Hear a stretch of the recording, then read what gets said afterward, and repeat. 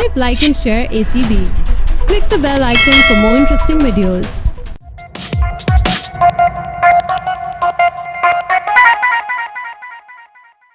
अस्सलाम वालेकुम, मैं हूँ Shayan Malik. Welcome to in the limelight with Shayan.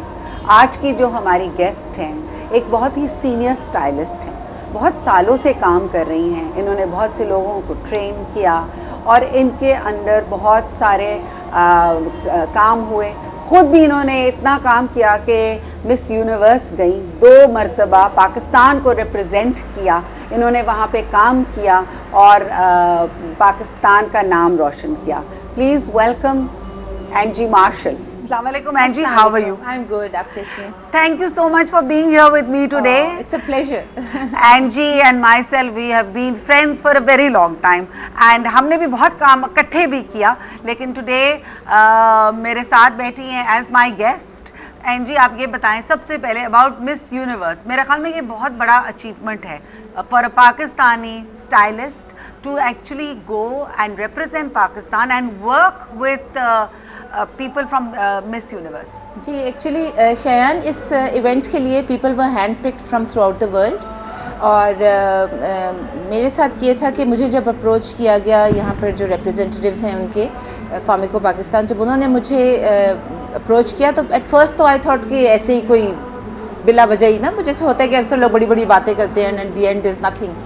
But फिर जब मटीरियलाइज हुआ तो I really felt very blessed और मैंने खुदा का बहुत शुक्र किया कि मुझे ऐसी अपॉर्चुनिटी मिल रही है, not only for my self but जैसे हुआ ये कि जब मैं वहाँ गई तो अव्वल तो वो बहुत हैरान हुए कि एक पाकिस्तानी औरत जो है वो एक तो हेयर ड्रेसर है, हाँ। या ब्यूटी की फील्ड से मुंसलिक है, और दूसरी चीज़ ये है कि वो मतलब जैसे अंग्रेज़ी में बोल रही थी उनके साथ वो सब, तो उनको इस तरह से फील होता है। तो उन्होंने मुझे पूछा कि वेयर हैव यू स्टडीड, तो मैंने जब उनको बताया कि मेरी सारी एजुकेशन पाकिस्तान से हुई है तो वो यकीन नहीं कर रहे थे। हाँ, ये बहुत होता है ना कि जब आप बाहर जाते हैं, हाँ। और स्पेशली जब आप फैशन वर्ल्ड के अंदर जाते हैं और कोई भी काम करते हैं, तो मुझे तो इस तरह का इंप्रेशन होता था कि वहाँ पे लोग जस्ट समझते हैं कि औरतें बुर्खों में होंगी। बल्कि उन्होंने मुझसे पूछा भी कि वेयर इज़ योर वेल, तो मैंने उनसे कहा कि विच वेल, मुझे एकदम से समझ ही नहीं आई ना पहले तो वो फिर उसने कहा you are not covering yourself. तो फिर मैंने उनसे कहा कि नहीं, हमारे मुल्क में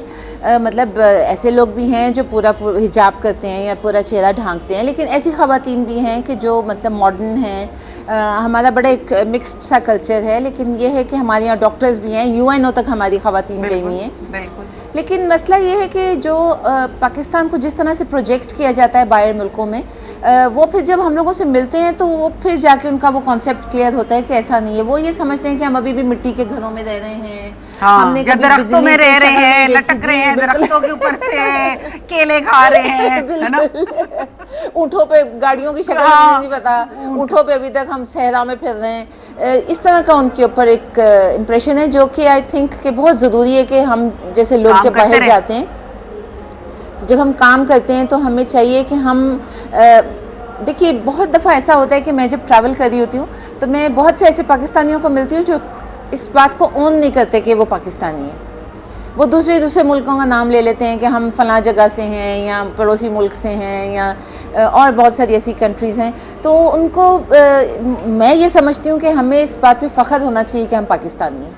बिल्कुल, एटलीस्ट मेरे ख्याल में जो लोग रह रहे हैं ना पाकिस्तान में, वो इसी वजह से रह रहे हैं बिकॉज उनको मोहब्बत है इस मुल्क से, और हमें जो कुछ भी मिला है, जो भी हमारी अचीवमेंट्स हैं, इतना कुछ हमारी शनाख्त है, इस मुल्क ने हमें बनाया, सब कुछ दिया, तो उसमें हमें बहुत ज़्यादा फ़ख्र करना चाहिए। और नेगेटिविटी होती है, लेकिन नेगेटिविटी को किस तरह काउंटर करना चाहिए, ये भी एक जब तक हम लोगों को बताएंगे नहीं कि इस तरह के लोग भी हैं जो पढ़े लिखे हैं या जो ऐसे हैं कि दुनिया में किसी जगह जाके भी वो जेल इन कर सकते हैं किसी भी कल्चर के साथ, तो वो हम पाकिस्तानी हैं। बिल्कुल। लेकिन मुझे ये समझ नहीं आती और मैं इस बात पे बहुत प्रोटेस्ट भी करती हूँ कि लोग क्यों छुपाते हैं, कि अपनी शनाख्त को क्यों लोग भूल जाते हैं या बताना नहीं चाहते। वेल ठीक है ना, जो लोग अब चले गए, इस मुल्क से चले गए, लेकिन बाहर रह चले रहे हैं जाते और वो हैं, समझते लेकिन हैं फिर भी कि वहाँ पे भी तो कह सकते हैं कि yes my roots are from Pakistan, हाँ, व्हाई बट नॉट? देन देखिए दोस पीपल फिर they wouldn't leave the country, right? That's also true. तो फिर अगर वो चले गए तो चले गए, चलें, लेकिन जो लोग यहाँ रह के कहें कि अपनी शनाख्त ना करें, फिर उनके ऊपर हम प्रोटेस्ट कर सकते हैं। बिल्कुल बिल्कुल। अच्छा बताइए, हाउ वाज योर जी, एक्सपीरियंस? बहुत अच्छा, मुझे बहुत कुछ सीखने को मिला। हालांकि मैंने जितना भी ट्रैवल किया है, जितनी दफ़ा मैं बाहर गई हूँ, मैं 2003 में मैंने आउटस्टैंडिंग परफॉर्मेंस ट्रॉफी जीती थी Asia and Pacific hair and beauty show पे। माशाल्लाह। तो मेरा I was the outstanding performance performer. आप यकीन जाने कि मुझे बिल्कुल एहसास नहीं था कि मुझे कुछ मिलने वाला है, लेकिन बात यही है कि हम लोग बाज़ दफ़ा ये होता है कि हम चूँकि अपने आप को अंडरमाइन कर लेते हैं, एशिया से हैं, थर्ड वर्ल्ड कंट्री से हैं, तो हम ये थोड़ा सा ओवर पावर हो जाते हैं उनकी पर्सनैलिटी से, उनके। लेकिन ये है कि आपका काम जो है वो बोलता है, बिल्कुल बोलता खुद बताता है कि हम क्या हैं। और आपकी मेहनत तो जाहिर है, डेडिकेशन जो है वो बहुत ज़रूरी है। इसी तरह से मैं जब मिस यूनिवर्स पे गई तो मैं शुरू में तो बहुत नर्वस थी, और मैं वहाँ खड़े खड़े दुआ कर रही थी खुदावंद से कि खुदा मेरी नहीं, मेरे मुल्क की इज़्ज़त रख लेना, कि वो ये ना कहें कि जी कहाँ से पाकिस्तान से उठा के ले आए, जिसको तो कुछ पता ही नहीं है। तो उन्होंने जब ब्रीफिंग की, सब कुछ किया, तो आई वॉज वेरी कॉन्फिडेंट। एक दफ़ा शुरू में जो 5 मिनट तो मेरे पेट के अंदर वो बटरफ्लाइज उड़ रही थी, या मरोड़ जी, ये ऐसे लगा था दिल उछल के हलक में आ जाएगा। लेकिन फिर मैंने अपने आप को काम डाउन किया। मैं बहुत इम्प्रेस हुई, वो जो वहाँ पे कंटेस्टेंट्स थी, उनका जो एक बात करने का तरीका था, जो वहाँ पे स्टाइलिस्ट्स थे, उनमें इस कदर अपनायत थी। कोरियन भी थे, जापानीज़ भी थे, मैक्सिको से बहुत सारे लोग थे, फिर उसके बाद ब्रिटिश थे, मतलब यूरोप से हर तरह के लोग वहाँ मौजूद थे, स्टाइलिस्ट। लेकिन वहाँ पे एक फैमिली की तरह हम सब काम एक का था बहुत ज़्यादा एक का था। और जो कंटेस्टेंट्स थी, देखिए हमारे यहाँ तो मोस्टली, आपने भी बहुत सारी मॉडल्स को भुगता है, विद एक्सेप्शन ऑफ फ्यू, लड़कियां 2 शूट्स कर लेती हैं, वो भूल जाती हैं कि जी वो कभी नई भी आई, उन्होंने कभी स्टार्ट भी किया, वो नई थी किसी वक्त। ये है प्रोफेशनलिज्म। तो थोड़ी सी मैं आपको बताऊं कि इतना हम्बल उन लड़कियों का एटीट्यूड दोनों दफ़ा मैंने देखा कि वो आपसे please can I be the next one in your chair, आप मेरे बाल यूँ बना सकती हैं, या मैं आपको बताऊं अगर आप इजाज़त दें। रिस्पेक्ट देना। तो वो एक तूफान बदतमीजी मच जाता है, कभी शो होता है तो ये जो खासकर ये जो आजकल नए बच्चे आ रहे हैं। मुझे ये बताएं, क्या ये एजुकेशन की वजह से एक प्रॉब्लम है हमारे यहाँ? क्योंकि जिस तरह आप अपने सीनियर्स को रिस्पेक्ट देना भूल गए हैं, is it to do with education also? और फिर दूसरी चीज़ ये है कि मैं ये समझती हूँ कि these things start at home. They start at home. माँ की गोद से ये चीज़ें शुरू होती हैं। एब्सोल्युटली, ये तो बिल्कुल सही बात है कि जो ट्रेनिंग आपको घर पे मिलती है ना, वो आपकी हमेशा रिफ्लेक्ट करती है जब आप प्रोफेशनल वर्ल्ड में आते हैं, जब आप काम करना शुरू कर दें। It shows where you're coming from. It just shows where you're coming from. दूसरी चीज़ इसके ऊपर आई जस्ट टेक, सॉरी मैं आपकी बात काट रही हूँ, लेकिन मैं just going to take a very small break.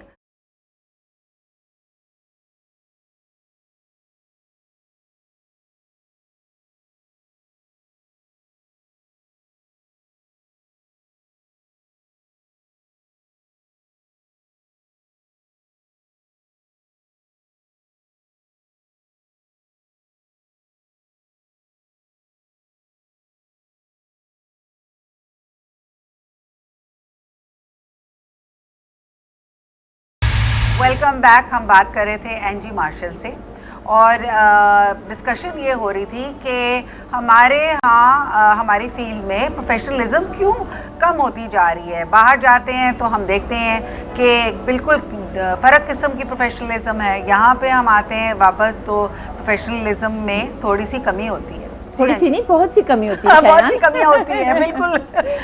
देखिए हमारे यहाँ बेसिकली जो एक एटीट्यूड बन गया हुआ है ना, खासकर यंगस्टर्स में, वो हर चीज़ को फॉर ग्रांटेड ले लेते हैं। मतलब उनके लिए कोई बड़ी बात नहीं है कि डिसिप्लिन होना चाहिए है। और जैसा कि मैं कह रही थी कि ये चीज़ें घर से स्टार्ट होती हैं। बिल्कुल, यू आर राइट। मतलब अगर आपके बच्चे आपके साथ एक वक्त अगर आपके साथ बदतमीजी करते हैं, जिसको हम आम जुबान में कहते हैं मुँह चलाते हैं, तो कभी कभी हमें वो भी दरगुजर करना होता है, लेकिन हर दफ़ा नहीं। You can't take nonsense from them all the time. नहीं, you have to teach them respect. और मेरे ख्याल में respect in their later on फिर वो खुश रहते हैं। बिल्कुल। और दूसरी चीज़ ये है कि अपने बच्चों के सामने मैं अगर एक एग्जांपल पेश करती हूँ कि मैं अपनी माँ की या अपनी मदर इन लॉ की अगर इज़्ज़त करती हूँ, तो कल को जब मेरा बेटा जवान होगा, मेरी सीखते हैं। बहू आएगी, तो वो भी ये देखेगा कि जी मेरी माँ तो किस तरह से मेरी दादी के साथ ट्रीट करती थी उनको, तो मैं भी एक्सपेक्ट करूँगा, या वो अपनी वाइफ से भी एक्सपेक्ट करेगा कि वो भी मुझे उसी तरह से ट्रीट करे। हाँ, ये तो अब मैं तो खुद कुछ और करूँ और जो मेरी बहू आए तो वो फिर मेरे साथ बिल्कुल डिफरेंटली बिहेव करे, विच इज वो हो नहीं व्हाट गोज सकता। Around comes around. बिल्कुल। And you have train lot of young people also. Yes. आपने तो कितनी लड़कियों को ट्रेनिंग्स दी हैं, और एक आपने खुद आपने एक किस्म की इंडस्ट्री बनाई हुई है। आपने ट्रेनिंग दी है, नॉट ओनली ट्रेनिंग, उस ट्रेनिंग की वजह से लोगों की, लड़कियों की रोजी लगी।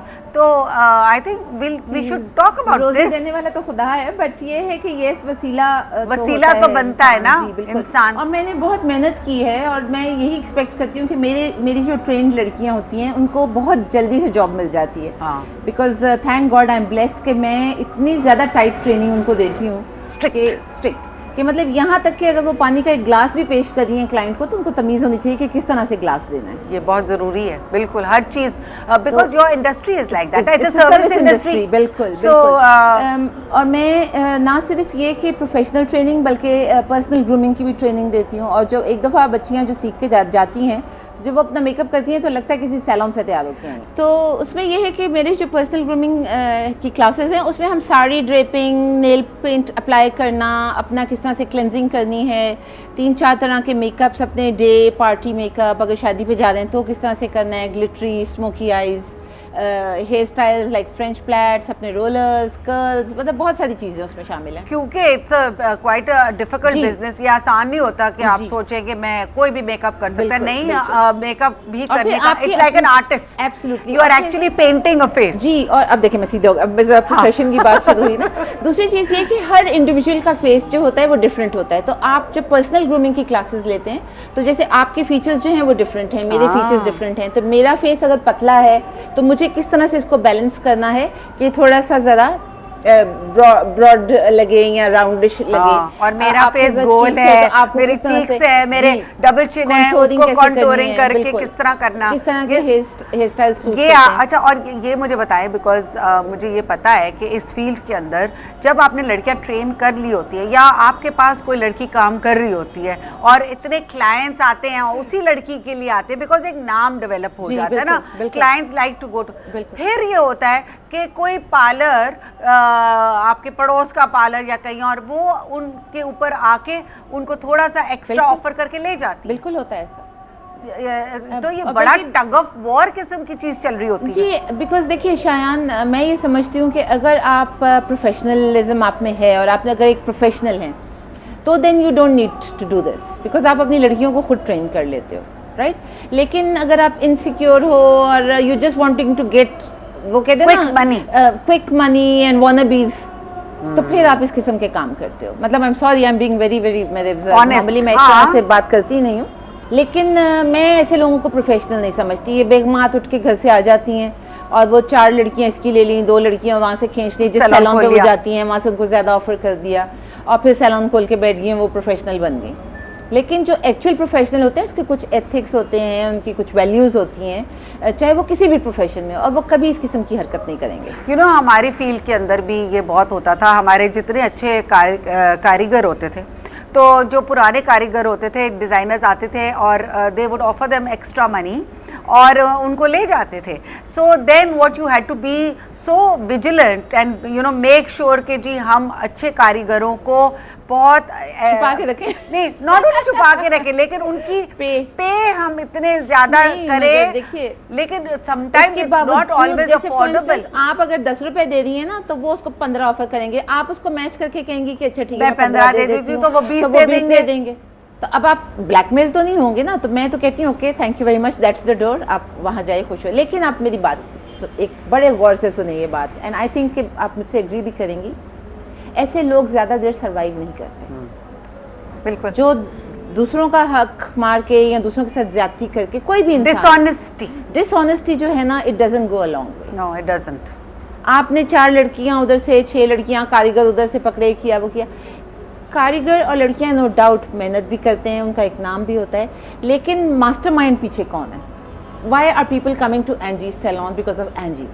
Of course, बिल्कुल। या आपके पास लोग क्यों आते हैं? Because you're Shayan Malik. Now if I am working with you और मैं ये समझती हूँ कि जी अब एंजी शायान के पास काम कर रही है तो एंजी बहुत बड़ी डिज़ाइनर हो गई, मैंने अपना अलग खोल लिया, राइट लेकिन यहाँ मैंने आपकी कोई कारीगर उठा के लेगी तो वो उनको जितना आपने उस वक्त तक सिखाया हुआ होता है वो उसी को कुछ साल तक इनकैश कर सकते हैं जो आपके वर्कर्स होते हैं, उसके बाद वो फिर ज़ीरो नहीं तो कोई और ले जाता है फिर उनके, तो वो फिर कोई वो और लोग ले रो रहे होते हैं हाय आज देखिए, मेरे वर्कर को ले गए, ये किया वो किया, यू नो फिर दे फॉरगेट कि वो उन्होंने क्या किया, उन्होंने क्या किया था। जी बिल्कुल ये हुआ है और मेरे साथ खुद हुआ है, मेरे साथ बहुत अच्छे मेरे उनसे ताल्लुकात हैं, वो मेरी लड़कियां उठा के ले गए और फिर उसके बाद उन्होंने अभी रिसेंटली मेरी उनसे मुलाकात हुई तो उन्होंने यही कहा कि भाई ये तो बहुत गलत बात है, देखो इस तरह से सो एंड सो सैलून ने कर दिया तो मैं सिर्फ उनकी तरफ देखा, मैं मुस्कुरा दिया बस सिर्फ मैंने, मतलब वही होता है ना कि जो आप जैसा करते हो वैसा भरते हो। तो प्रोफेशनलिज्म जो है मैं ये समझती हूँ कि आप कोई भी प्रोफेशन, जब एक मैसेज भी है ये मेरा बच्चों के लिए, यूथ के लिए या किसी के लिए भी, कि जब आप कोई भी प्रोफेशन करते हो तो उसमें आपको खुद ज़रूर नो हाउ होनी चाहिए। सही बात है। अगर मैं मेकअप कर रही हूँ तो मुझे इस बात में पूरा कमांड होना चाहिए कि जो अगर दूसरी बच्ची या कोई स्टाइलिस्ट या मेकअप आर्टिस्ट मेरे पास है तो वो अगर कोई गलती करती है तो it is my responsibility because people are coming to my salon because of me. सिर्फ पैसे कमाना बात नहीं है, नाम कमाना ज़्यादा ज़रूरी है। और आपका जो सबसे ज़्यादा who is the person who that you are in competition with all the time, आप कंपटीशन अपने आप तो से ही होते हैं। हाँ बिल्कुल जी Angie, it's nice to be in the limelight. Yes of course you will always be in the limelight. मैं एक और आपको बात बताऊं कि बहुत कम ऐसा मैंने देखा है कि जब लाइमलाइट में लोग होते हैं तो उसको वो उस लाइट को डिफ्यूज कर सकें, because what I have seen is people forget their values, they forget where they come from, and I think it's a pity. हमें ज़रूर याद रखना चाहिए कि हमारी वैल्यूज़ क्या हैं। इवन जैसे बच्चे जिस तरह से अक्सर ड्रेसअप होके आ जाते हैं, सड़कों पे वैसी फिर रही होती हैं लड़कियाँ। आई एम सॉरी, मतलब मैं I am nobody to say that, but this is what I feel that specially for a woman it's very very important कि उसकी जो सेल्फ रिस्पेक्ट को कायम रखें और अपने पैरों को ज़मीन पे अच्छी तरह जमा के रखें। बिल्कुल, that is one of the. बिल्कुल। एंड जी ये बताएं कि हमारी ब्राइडल इंडस्ट्री बहुत बढ़ गई है और ना सिर्फ डिज़ाइनर्स के लिए लेकिन स्टाइलिस्ट्स के लिए भी, और अब तो मेरे ख्याल में जो लड़कियां जिनकी शादी होने वाली होती है वो अपना अपॉइंटमेंट पहले करती है 4-4 महीने इन एडवांस, क्योंकि वरना उनको टाइम ही नहीं मिलता। आप यकीन जानिए कि आप 4-4 महीने की बात करिए, मैंने ऐसे ब्राइडल अपॉइंटमेंट्स किए थे, खासकर ये जो गोवन ब्राइड्स होती है ना, क्रिश्चियन गोवन ब्राइड्स, एक साल पहले का वो अपॉइंटमेंट एक और एडवांस देके पूरी बुकिंग करके they discuss the look with you को 1 साल पहले जब वो शादी प्लान कर रहे होते हैं ना उस वक्त। दूसरी चीज़ ये है कि आप बिल्कुल सही कह रही हैं कि बहुत ज़्यादा बढ़ गया है ये सारा जो एक हाइप क्रिएट हो गई है, उसमें सोशल मीडिया का भी बहुत हाथ है बिकॉज लेकिन उसका डिसएडवांटेज ये है कि बाज़ सैलॉन्स या बाज़ लोग, मैं सैलॉन्स तो नहीं कहूँगी, बाज़ मेकअप आर्टिस्ट्स का काम इतना अच्छा नहीं होता, उनका मयार इतना ज़्यादा अप टू द मार्क नहीं होता, लेकिन वो करते ही हैं कि फोटोशॉप हो जाती है जिसमें फोटोग्राफर्स का बड़ा हाथ है। अच्छा ओके। आपको याद है एक ज़माने में जब हम काम किया करते थे तो फोटोशूट्स भी जब करते थे तो ट्रांसपेरेंसीज होती थी, बस दैट्स इट, फिर वो फोटोशॉप का तो कोई, बट यू सी ये जो ब्राइडल मेकअप है it's a completely different ball game because अब आपको लाइटिंग का इतना ख्याल रखना पड़ता है। देखिए मेकअप में ये होता है ब्राइडल के कि आप ब्राइड को जब सामने स्टेज पे बैठे देखें तो भी वो अच्छी लगनी चाहिए, जो उसकी मूवी बन रही होती है वो भी अच्छी आनी चाहिए, और जो फोटोग्राफ्स स्टिल फोटोग्राफी हो रही होती है उसमें भी उसको अच्छा आना चाहिए। तो इसमें तो दिस इज़ मोर डिफिकल्ट, लेकिन बाज़ दफ़ा ये होता है कि जब हम अगर स्किन को बहुत ज़्यादा बेस बहुत ज़्यादा कर देते हैं, ड्राई केक बहुत ज़्यादा केकी सा हो जाता है तो भी बुरा आता है। अगर आप उसको बहुत ज़्यादा शिमरी शाइनी कर देते हैं तो फिर फोटोग्राफर जो हैं वो कहते हैं कि जो लाइट है वो ब्लास्ट करती है फेस पे। अच्छा, मतलब बहुत ज़्यादा चमक जब आप फेस पे डालते हैं ना शिमर, तो वो भी सही नहीं होता। And then of course every bride's features are different, her skin type is different. The makeup has to last for quite a number of hours, क्योंकि पहले फोटोशूट होती है, फिर उनका रिसेप्शन होता है या डिनर होता है, whatever होता है, तो काफी घंटे उसको रखना पड़ता है। इसके लिए कोई स्पेशल ट्रेनिंग दी जाती है या ली जाती है? जी हाँ, बिल्कुल। देखिए मेकअप का बेसिकली ये है, what makeup means means is to make something up, किसी चीज़ को बनाना, किसी चीज़ को संवारना, राइट? तो अब जब आप बनाना और संवारना सीखते हैं तो ट्रेनिंग तो बहुत ज़रूरी है ना। आप कोई गट फीलिंग से तो नहीं कर सकते कि जी ये कुर्सी ऐसी रखी है तो मैं इसको थोड़ा टेढ़ा कर दूँ, with all due respect to the interior designers. Is it training, you like go abroad and train, or you train here, or you train with experience? देखिए मैंने तो ट्रेन बेसिकली किया था with experience, Okay. And basically my training was done here. जब हम बाहर से सीख के आते हैं तो वहाँ पे बिल्कुल डिफरेंट कॉन्सेप्ट है ब्राइडल मेकअप का। जो उनका स्टेज पे मेकअप होता है वो हमारा थिएट्रिकल मेकअप जो उनका है वो हमारा हम अप्लाई करते हैं उसको, part of it in are bridal. Okay. मैंने जो ट्रेनिंग की थी अब्रॉड, तो वो जो थिएट्रिकल मेकअप उनका था या स्टेज मेकअप जिसको वो कहते हैं, तो उसको और ब्राइडल मेकअप को मिक्स करके हमारा कुछ बात बनती है। और वहाँ पे तो आपने देखा है कि वेस्टर्न ब्राइड्स तो बिल्कुल ही बहुत कम उनका मेकअप होता है। पता नहीं मेकअप कम होता है लेकिन लगता है जैसे कि बड़ी नेचुरल होती है। हाँ, लेकिन मुझे लगता है मेकअप तो काफी होता है। मेरे ख्याल में इवन थिएटर में या मूवीज के अंदर थिएटर करती हैं, आपको तो करती हूँ। एंड ऑल्सो मेरे ख्याल में ऑल्सो जो हमारे शोज की मेकअप होती है, because they are different techniques और हर चीज को एक चीज के अंदर नहीं अप्लाई किया जा सकता है और इसके लिए you have to have a bit of expertise. देखिए मैं ये समझती हूँ कि ब्राइडल मेकअप में करेक्टिव मेकअप जो है वो बहुत ज़रूरी है। अब एक ब्राइड आपके पास आती है अगर उसकी आंखें बहुत छोटी हैं या उसकी आईज थोड़ी सी चिंकी आईज हैं, चीनी चीनी सी आंखें हैं, तो मैंने देखा है कि अक्सर ये होता है कि उसको और मेकअप जो है उसको ऊंचा करके ना उसके कॉर्नर्स ऐसे बना देते हैं तो वो और ही चीनी चीनी लगने लगती है, उसका फेस खिंचा हुआ होता है। तो ब्राइडल मेकअप का बेसिक जो है that is corrective makeup. Okay. To correct the features, to make the features softer. So actually, basically, you are like an artist who has the bride as her canvas. And she is painting or working on that canvas. Anji, thank you so much. It was lovely having you on my show. And I hope you'll call me back again. Yes, I definitely will. I will definitely call you back again. मेरे ख्याल में हमें और बहुत सारी बातें करनी है और हमें आपसे बहुत कुछ सीखना भी है, क्योंकि you know this is something which is ongoing process. Learning is an ongoing process. आपकी ज़्यादा नवाजी है. This is a complete honor. Thank you. And moments हमने share किए. So please you must sign the guest list.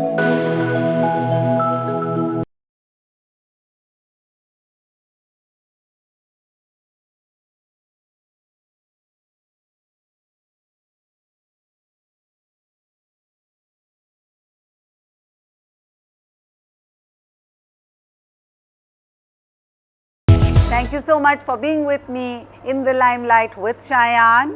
So फिर मिलते हैं अगले हफ्ते। खुदा हाफिज।